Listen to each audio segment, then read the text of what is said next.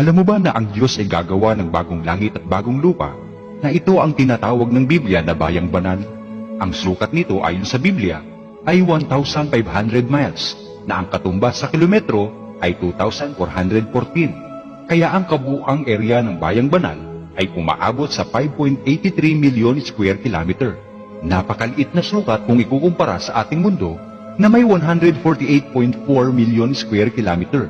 Mas maliit pa ang bayang banal sa pinakamaliit na kontinente ng mundo na ito ang Australia na may 7.68 million square kilometer.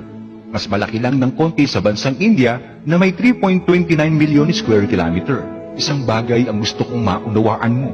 Ang maliit na sukat na ito ng bayang banal ay nagpapatunay na hindi talaga maliligtas ang lahat ng tao sa mundo dahil kulang na kulang ang sukat na ito para magkasya ang lahat ng mga tao. Kung maliit man ang sukat na ito ng bayang banal, ito ay sapagkat nakikita ng Diyos ang wakas bago pa niya likhain ang pasimula.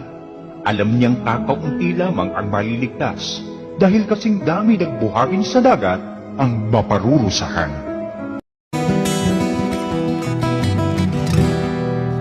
Ikaw na aking hinawakan mula sa mga wakas ng lupa at tinawag kita mula sa mga sulok niyaon.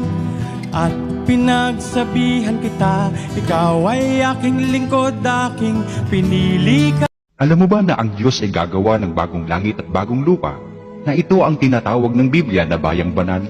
Ang sukat nito ayon sa Biblia ay 1,500 miles, na ang katumbas sa kilometro ay 2,414. Kaya ang kabuuang area ng bayang banal ay umaabot sa 5.83 million square kilometer. Napakaliit na sukat kung ikukumpara sa ating mundo na may 148.4 million square kilometer. Mas maliit pa ang bayang banal sa pinakamaliit na kontinente ng mundo na ito ang Australia na may 7.68 million square kilometer. Mas malaki lang ng konti sa bansang India na may 3.29 million square kilometer. Isang bagay ang gusto kong maunawaan mo. Ang maliit na sukat na ito ng bayang banal ay nagpapatunay na hindi talaga maliligtas ang lahat ng tao sa mundo dahil kulang na kulang ang sukat na ito para magkasya ang lahat ng mga tao. Kung maliit man ang sukat na ito ng bayang banal, ito ay sapagkat nakikita ng Diyos ang wakas bago pa niya likhain ang pasimula. Alam niyang kakaunti lamang ang maliligtas dahil kasing dami nagbuhangin sa dagat ang maparurusahan.